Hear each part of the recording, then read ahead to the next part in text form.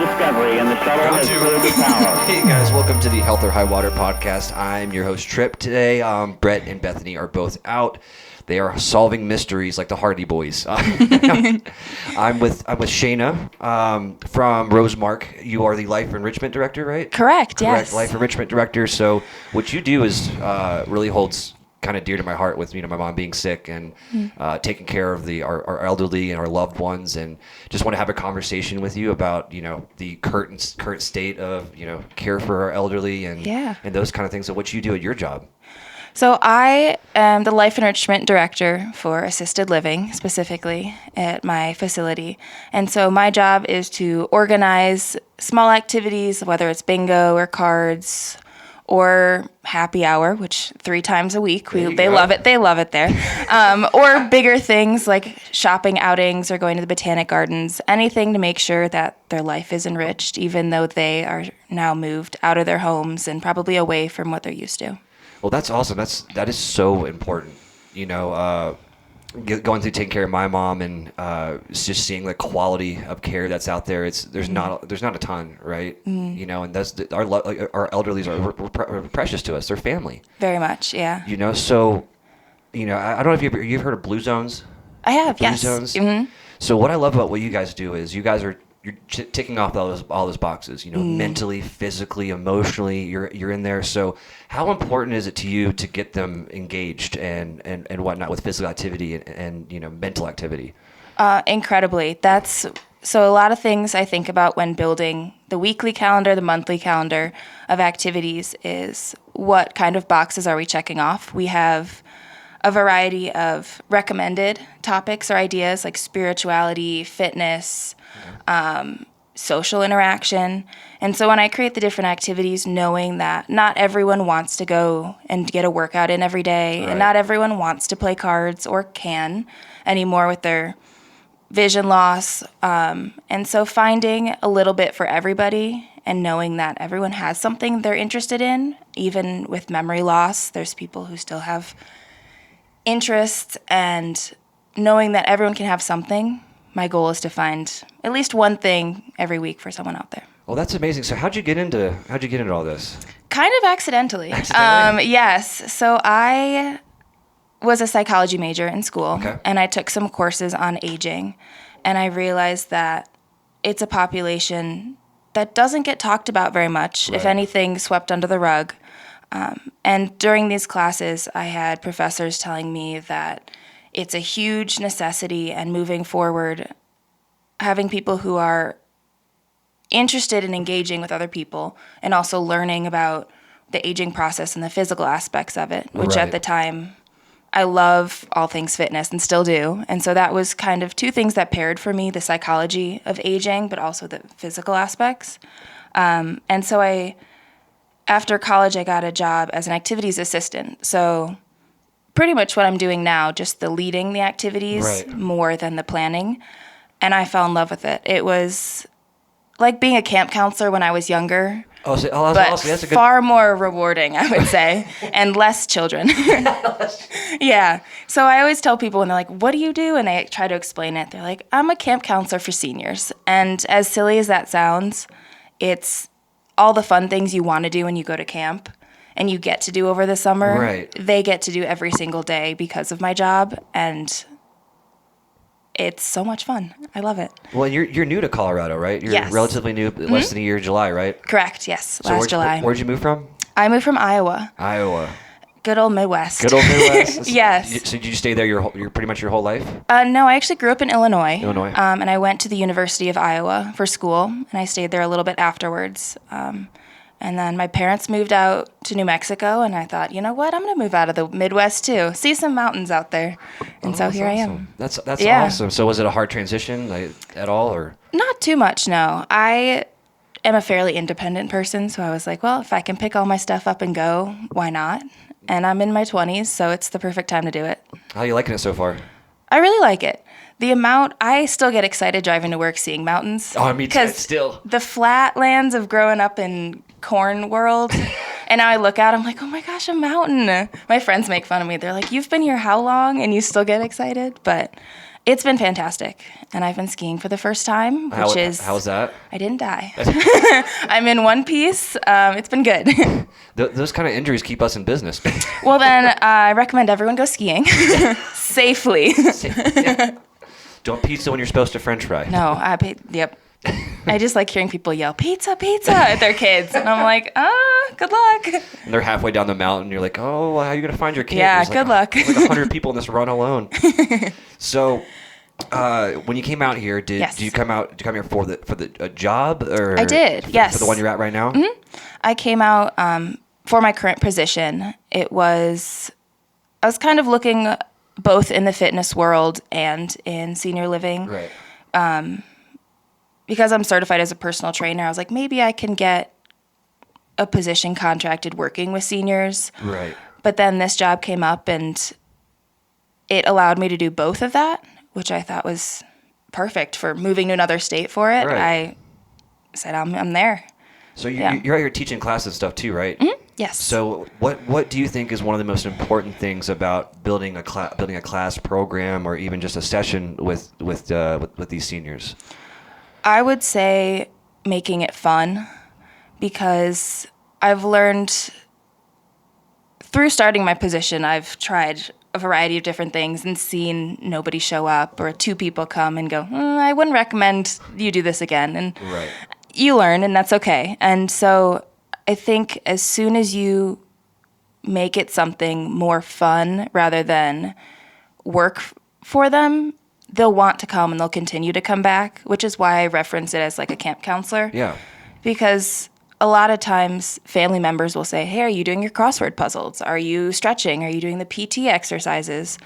And to hear that from family and doctors, and then me as well, is draining, and I don't blame them. So when I'm like, let's go like do boxing with Brett and Tripp, or let's go sponsored, or let's go do yoga and relax. And I know there was some stress with whatever happened the other day, or we're having a Rummy Cube tournament. Let's go play, and it's not so that you have some cognitive practice and your brain's working today. It's just because you can and you want to, and your friends are here.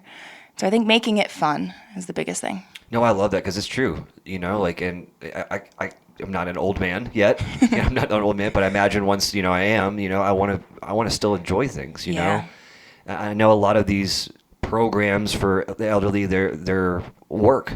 Mm-hmm. Hey, we got rehab at Monday. We have doctor's appointments on Tuesday for blood draws. And it's tiring for these older people. It's absolutely tiring. So I love it that you're making this fun for them and engaging with them the right way, keeping their minds active. So you've been in this for a few years? About 4 years now. 4 years. So what's one of the biggest problems you see in senior care that needs to be changed? I would say the lack of emphasis of activities in life enrichment. I am incredibly lucky where our executive director, my boss right now, used to be an activities director. Okay. And so she prioritizes it heavily in our community. And because of that, we have the ability to try new things, and the care staff is helping us out, and they'll come to activities and they'll lead some on their own if they're interested. But I think when I look at other senior communities in the area, or even my grandparents back in Illinois talking about different communities, knowing that the only 3 things they have to do is go practice the crossword puzzle with their friends in the library, watch the movie at 1:00, and there's ice cream at 4. Like, those are the 3 things they can do. And they are activities, and they're life enrichment to an extent. Right. There's so much more that people can be doing, not only with someone in my position, but care staff as well, knowing that going into a care position in a senior living community entails more than just taking care of somebody giving medication and helping them use the restroom. Right. But talking to them about their lives and what they do. And I'm trying to remember what the poem was called. There's this fantastic poem. I'll see if I can find it for you. Yeah. But it's about this care staff that wrote this poem, or found this poem written by a resident after she passed, and it was about how she wanted to be seen as more than just a resident or somebody to care for, but a person who had a family, has great grandchildren, traveled the world, has had jobs that she could talk about for hours. And I think having that personal interaction is incredibly important. No, I got to agree with you 110% on that. I used to work for, I'm going to throw them under the bus real quick. I used to work for Stride Fitness. The franchisors, the people who hired me, nicest people in the whole world. But we would have meetings with corporate, and they used to call people units. Oh, that's terrible. How many units did you move today? Mm-hmm. So I see that, this is a business that, pay to live there, that you're taken care of, but there's an emotional and characteristic, okay.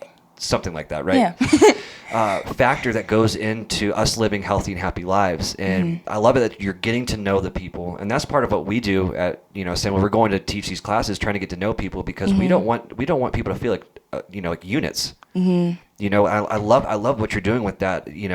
Just treating people like people, and that's missing in all forms of health and wellness. I mean, you talk about even let's say you go down the street for another personal training studio, like they treat you like a number. It's all about the sales game, and that's not what life's about. So when you're in one of these senior care facilities, the team has to be important, right? The people you work with. Incredibly, yes. So what makes your guys' staff work so well together? Is it communication? What's big for you guys? I would say communication is spot on. We emphasize that there's no such thing as over communicating with residents, because you never know if you see somebody who has a small headache in the morning and you don't communicate it with someone, it could be something more serious. Right. Or if I have a resident that goes to every single fitness class and I don't see them for 1 or 2 days and I don't let anyone know, you never know if it's something bigger or more important, or if something serious is going on. And so making sure that we communicate. We have morning meetings every morning where we're asking about changes of conditions, about residents, seeing how everyone's doing, even giving like, oh, this person had a birthday party yesterday. It was a lot of fun. Let's talk about it, so that somebody else can walk up to them and ask them how it was. Right. And just being a big family for them, because not a lot of them have the people that can come to be that. So the attention to detail is key, right? Very much so. That's so important. I'm glad you touched on that, because that's huge, right? I mean, it really is. When you boil even life down, it's the little things. It's holding the door open for somebody. It's asking how they're doing. It's just little respect things. I absolutely love that. So this job has got to be hard on you, though. It has its moments, yes. Yeah, so when you have a stressed out day, what's your kind of routine like, and how do you stay so organized with everything? Inside or outside of work, or both? Well, probably both. A little bit of both. I am a list and color code everything crazy person. So as beneficial as it is, it's also a little excessive. But I have a to-do list when there's a lot to do throughout the day. I'll let my staff know what I'm doing versus what they need to do, and make sure that although there's fun things that go on in between, if we have something to do, we get it done first. That helps me feel organized, because when there's a long list and it's kind of in 20 different places, it's stressful. Yeah. And outside of work, I've learned that talking through what I do is very beneficial. Although I am like the fun, exciting person throughout the day, our team and the building still deals with grief and deals with all of the sides of senior living that not a lot of people enjoy talking about, which is understandable. It's not a common conversation. And so knowing that I can go and I have friends and family that I can talk to and express the emotions I'm feeling or the grief about who I interact with and what's going on, or even just the crazy coworker days when there's something crazy and I'm like, you would not believe what she said to me. We all got them. And it's fun because it keeps life interesting. But having a good conversation with someone after the work day is always helpful. Yeah, so team in work and out of work, right? Oh, yes. So when there's no one to talk to right away, I talk to the gym. There you go. I am there 6 to 7 days a week, and helps a lot with stress and life, pretty much. Oh, it's so important. I mean, I was reading an article the other day about when you work out, there's certain proteins that are released that actually turn into antidepressants for our brains. So we actually have our own chemical factory of antidepressants when we work out. So that's so big for a lot of the people. Yes. Everyone listening right now, if you're not feeling great, go to the gym. Go to the gym consistently. Yes. Not just one time and everything's fixed. I was there. What happened? My 1 day pass. It's like that one. There's like this little video of this kid. He was a little kind of heavy set kid, and he just doing 1 rep on the bench, and then he went and looked at his stomach and see it was gone. What happened? Didn't work. This was supposed to happen here. There's a gentleman that works at the front desk of the gym I go to, and he's like, "You made it here. That's the hardest part. I'm proud of you." And he says it every time people come in. I love that. And that's every time I remember that. I'm like, even if I just walk in and do something, any movement is better than no movement. So. No, I agree. And like, especially for me, like long car rides and stuff like that. Like, I'll pull over and I'll go to a random gym. Yeah. Just because you're cooped up in the car, you're not moving, and your body hurts, your brain hurts. It's not good for anybody. eyes are all crossed. You're like, wow, am I driving straight? I hope so. This yellow line looks kind of bad. I should be over here. So, speaking of roads and whatnot, what about paths for these seniors? Like, how do you measure certain things like happiness and whatnot? Blood work and all that kind of stuff. That's obvious, right? Low vitamin D would do this, but how do you guys measure your success with activities and whatnot? Yeah. So there's a few different ways. I've learned that some are more just for statistics, sure. And the boss higher up needs to see that there's 11 people at this activity. Right. But for me, if there's only 3 people that come, but those 3 people are having the best time of their life, that's what's most important. I try to see even the residents who don't come to the larger activities, and we have that one-on-one time with them, seeing how they're doing, asking. A lot of times, the lack of filter when you get older also is beneficial. I love it. In the sense that if they're not feeling great, they'll let you know. They'll Right. say, it's a terrible day today. And I'll be like, oh, let's talk about it. Why? And so knowing that you can always ask, and most of them will say something, is incredibly helpful. But also just if they're going to all their meals, if they are interacting with the people they typically interact Right. with. If you say hi in the hallway and they don't say hi back, usually you got to check up, because you never know what one person's brain's going through, and you got to make sure everyone's okay. Yeah, it's got to be hard trying to balance all that stuff too. Everyone's going through different things, and family visits, and it's got to be hard for you to schedule all this stuff out when there's so much going on. That's where the team comes in. It's Right. very helpful knowing that if I don't have the time to stop and sit with a resident or spend time with a family talking about how their loved one is doing, I can always reach out to the people around me. Even if their job's working in the billing office, they'll Right. come and hang out with a resident for 30 minutes, that's because when it comes down to it, the person is more important than any of the business behind it, which is fantastic. Well, that's awesome. You guys should pride yourselves on that. I mean, that's really Yes. cool.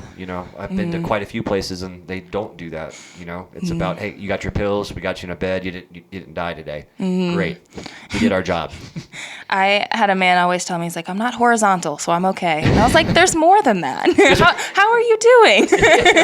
I'm not dead. Really? Well, good to know. Okay. Great. I'm about to See you tomorrow. Don't check your pulse. Sweet.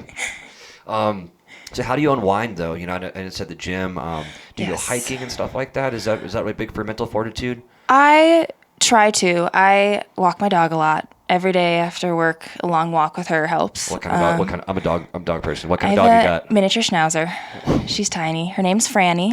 That's a great name. Named after a resident, which is kind of fun. I That know. is awesome. Yes. So now whenever I see her, I think of that resident, which is cool. Oh, that's cool. But she's a ball of energy and almost 2 years old, but still acts like she's 3 months old. So she keeps me moving. It's a great form of activity. But other than that, usually I'm just lifting at the gym. It's a spot I know I can go to and not really think and just get my routine workout in. That's so important. And I got 2 dogs myself. Absolutely obsessed with dogs. I mean, next time you come in for a podcast, you got to bring the dog. Definitely, I will. Got to bring the dog. Yeah. What kind of dogs do you have? Great Dane Lab mix. Layla, she's 14, and then I have a Border Collie Pit Bull mix. Marley, she's about 6, 7, 8 now. But they're both with mom and dad. I thought that it'd be better for mom to be around the dogs, and she cares for them. Good. Tries to. Yeah, but, does what she can. I couldn't separate them. No. But you got to bring the dog in next time. Yes, we'll definitely. have to take a picture with the dog and let me love on it a little bit. I'm just so obsessed. She loves people. I bring her to work sometimes. Oh. The residents go crazy. She'll just sit on their walkers and they'll push her around. It's the funniest thing. I never thought I'd be a small dog person, but they steal your 10 heart. pounds works. It's quite convenient. Just put you in a purse. Exactly. That's awesome. So there's this dog at we work at Belfort too, and there's this little tiny Yorkie, and they call him Brutus. Brutus. Oh. It's the funniest thing. He's a walk like a little dog, but that's got to be important. Important too, is interactions with animals and stuff like that. Do you guys ever do like petting zoos? Have animals come in like rescue We do. animals? We have a zoo, or it's a man who owns a farm, but he has a lot of petting zoo type animals, and he brings a goat and a tortoise and some chickens, and the residents either love it and they think it's the most exciting thing, or they're like, I grew up on a farm. This is like yesterday for me. I don't need this. Why is this not on my plate? I know. I've heard that. Of like, is this what's for dinner? I'm like, no, sorry, not for dinner tonight. This is just our friend. But the pet therapy is fantastic. We've had a few musicians or different vendors come in with their pets, and they'll just kind of wander around, but having something to pet or just love on while you're doing something is huge. Yeah, I mean, that's why I left the dogs, It was the hardest thing to leave them, but to know that they're doing their job. Yeah. Right? They're doing the job. Like when my mom came back from her stroke, my little dog Marley she was touching her every minute of the day, would not leave her out of sight. They know. Yeah, they do. Which is wild, but you can tell, like sometimes when I'm getting sick, my dog will just kind of like sit by me, and I'm like, oh, I know, I gotta eat my vitamins and have some oranges or something. I love it when they make you feel guilty. She does it all the time. The little side eye, you're like, all right, I'll take you for a walk. You win. Yeah, you win. That face, the same face that got you out of the pound. It works. It works. Yeah, it works. But what about when you're coming home from a long day or whatnot? What's the most rewarding part of your job? I would say knowing that I can have a conversation with a resident that might make their day or make their week, and being someone who can listen when they have a story they've been wanting to tell for years, but nobody has asked them about it. Yeah. And it's rewarding knowing that it made their day or their week, but also because I'm learning from it.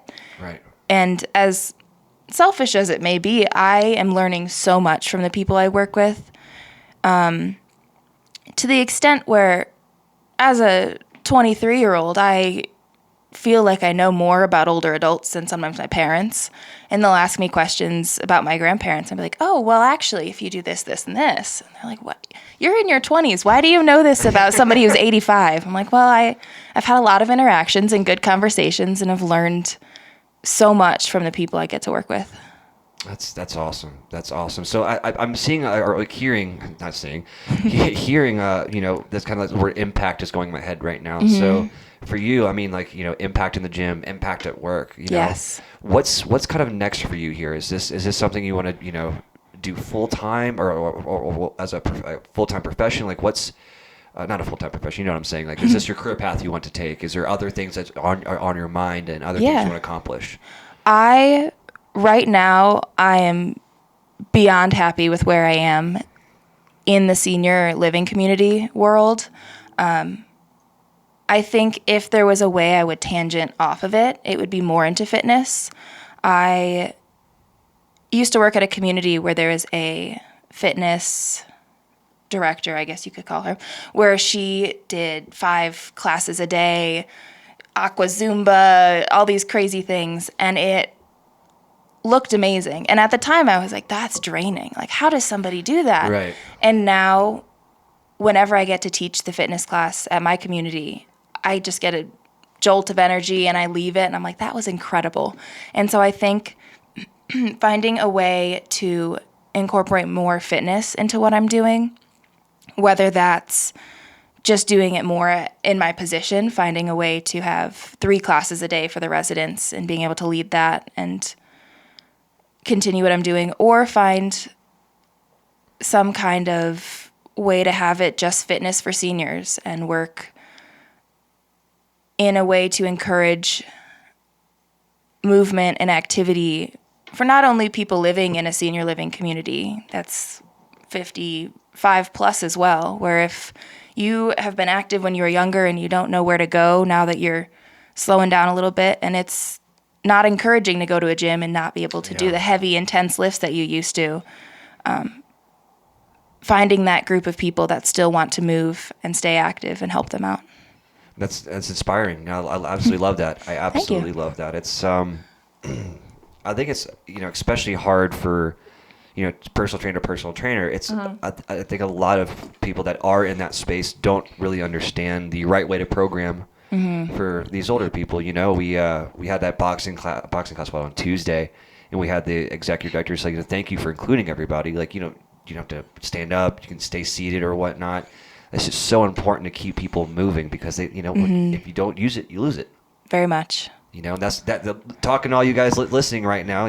Get to the gym now so you're not having to do that stuff when you get old. It helps. Every little movement you do now carries over.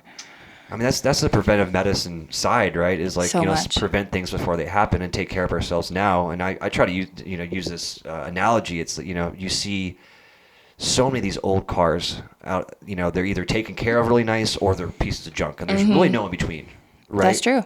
And that's how I look at our bodies. Every single car comes with a manual, how to take care of it, maintenance, all those kind of things. But some people don't even take it out of the glove box. Right? If I don't look at it, I don't have to do it. It's true. Right? A lot of people have that mindset, unfortunately. It's a ton of people. Yeah. It's a ton of people, and but that's the difference. Is our bodies, can fall apart. You can just not take care of it, fall apart, and something will happen. Or you could take care of yourself, and the likelihood of something bad medically happening shoots down. Yeah. Since working with seniors in fitness, since I've been kind of in the fitness world for much longer than working with seniors, I have found myself incorporating more, I'm trying to think what the correct word is, like lifestyle type movements into my workouts where I'm functional. Thank you. I couldn't think of that word. I was like, there's one in there where I used to do just heavy squats and heavy deadlifts and go super intense because my body could, and I wouldn't feel any pain from it. But now looking and seeing and talking to residents who biked crazy amounts or did all these things and never stretched and never had that moment to take care of the smaller parts of their body that hold everything together, I'm realizing the importance of doing it for myself, and I am already noticing a difference despite it not being very long, but it's incredibly important. I gotta agree with you too. Like I was that meathead, go heavy at the gym. If it was lightweight, I'm not for it. Everyone's got those phases. My bro phase. Oh yeah, me too. But but as you get older, you're like, people doing the box jumps and all the farmer's walks. It's like, this looks stupid, but then like you start looking at it, it's like, hey, the farmer's walk's great for posture, great for hand grip, great for picking things up. Like, you have to pick up groceries. I'm not gonna take it 2 loads. The groceries going in 1 load. I practiced this at the gym. I got this. But yeah, it's all that functional stuff is so much more important than just looking really, really good. Because in about 40 years, it's gonna hurt. It's gonna look bad anyway. Yep. So, the same thing with tattoos. Someone's like, it's gonna look like shit when you're older. And it's like, my skin's gonna look like shit anyway. Yeah, it's like, well, I like a little wrinkles. It's an addition to my tattoos. Thank you. I earned those wrinkles. Yes. Well, so thank you so much for coming on the podcast. Of course. Is there any place people could find you if they have questions about senior care or anything like that? Do you have social media? I do, yes. I have to remember all of it now. Well, my name is Shayna Ungerleider. It's a very long last name. I am on Instagram. I have to know what it is. I don't. Well, you can make it a game for them to try to find you. Oh, yeah. Good luck. It's Shayna.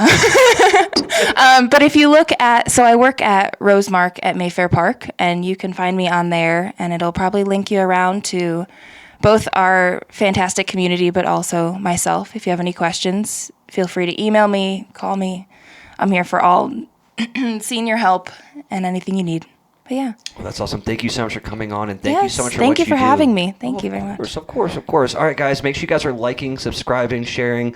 Tell your cousins, best friends, roommates, squirrels, best friends, brothers. Your dogs. Tell everybody, please. Yes.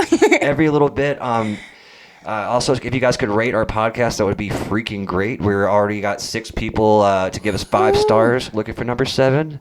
Be the lucky number 7. And make sure you guys are taking care of your loved ones. Do it. Everyone needs a little love, no matter their age. Everyone, even that old cranky uncle everyone has. Give him a hug, but maybe ask first. Make sure he's not holding a knife. Yes, no. All right, guys, we'll talk to you next week for our first podcast in April. Peace.